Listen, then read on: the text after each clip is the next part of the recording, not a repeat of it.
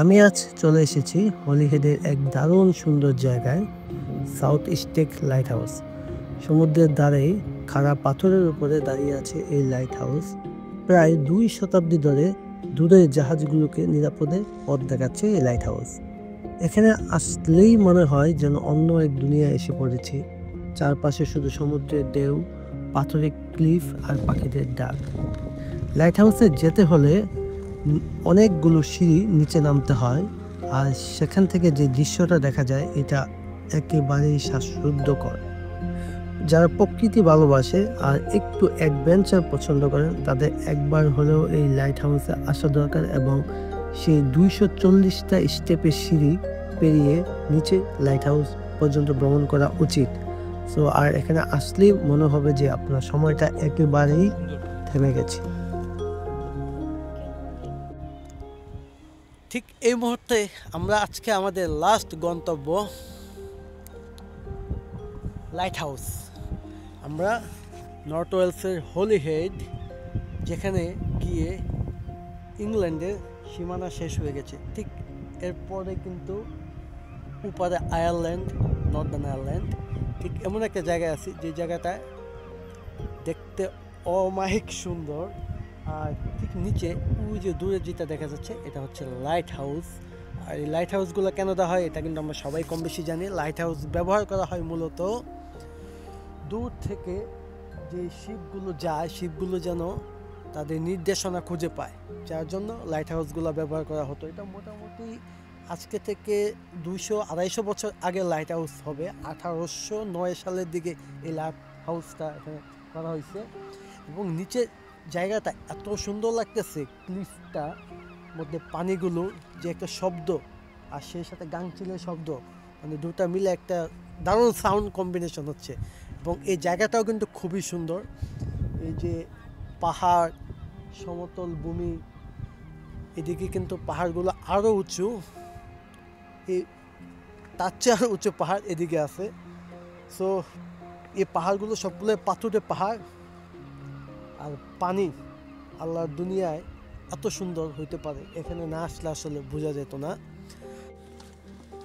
Light হাউসটা কতটুকু নিচে সেটা কিন্তু অলরেডি আপনারা বুঝে গেছেন, একেবারে সমুদ্রের ডালে। আর এই জায়গার পাহাড়গুলো একেবারে খাড়া খাড়া, ডিরেক্ট সমুদ্রে গিয়ে পড়ছে। এইখানে এত খারাপ সিঁড়ি, সো খুবই অ্যাডভেঞ্চার হবে।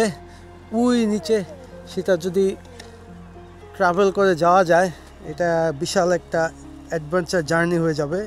যদিও লাইট হাউসটা এখন আপাতত অফ, কিন্তু সিঁড়িটা একেবারে নিচ পর্যন্ত যাওয়ার বন্দোবস্ত করে দেওয়া আছে।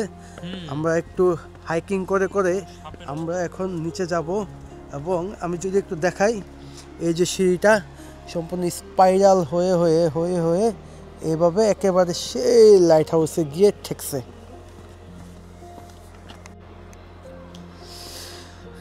যতই যাচ্ছি লাইট হাউসের কাছে ততই অভিভূত হয়ে যাচ্ছি। স্পাইরাল করে করে এই সিঁড়িটা, আমরা আঁকাবাঁকা পথে সমুদ্রের ক্লিফগুলা দেখতে কিন্তু অন্যরকম লাগতেছে। দেখা একটু খুব কাছ থেকে তো দেখানোর সুযোগ নেই, কিন্তু কতটুক খাড়া ক্লিফ হয়তো বা বুঝতে পারতেছেন। এটাকে বলা হয় আসলে ভয়ঙ্কর সুন্দর। এই ভয়ঙ্কর সুন্দর দেখতে হলে আমাদের মতো এভাবে অ্যাডভেঞ্চার করতে হবে। একটু যদি দেখাই, এই হচ্ছে ক্লিফ, কোনো সি বিচ নেই, কিছু নেই, একেবারে খারাপ পাহাড়। আর এই হচ্ছে আমাদের গন্তব্যস্থল লাইট হাউস। এই যে সিঁড়িগুলো এখানে 240টা স্টেপের মতো আছে।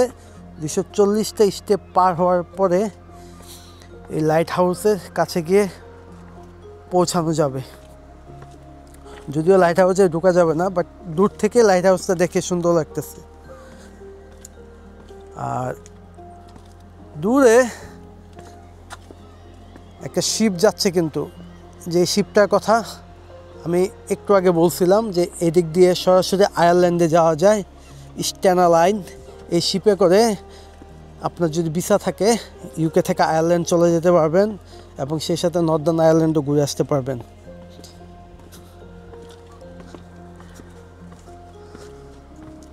তো সবাই ক্লাইম্বিং করে করে লাইট হাউসটা একেবারে কাছে যাওয়ার চেষ্টা করতেছে, আর আমরাও হেঁটে হেঁটে লাইট হাউসটা যতটুকু কাছে যাওয়া যায় কাছে যাওয়ার ট্রাই করতেছি।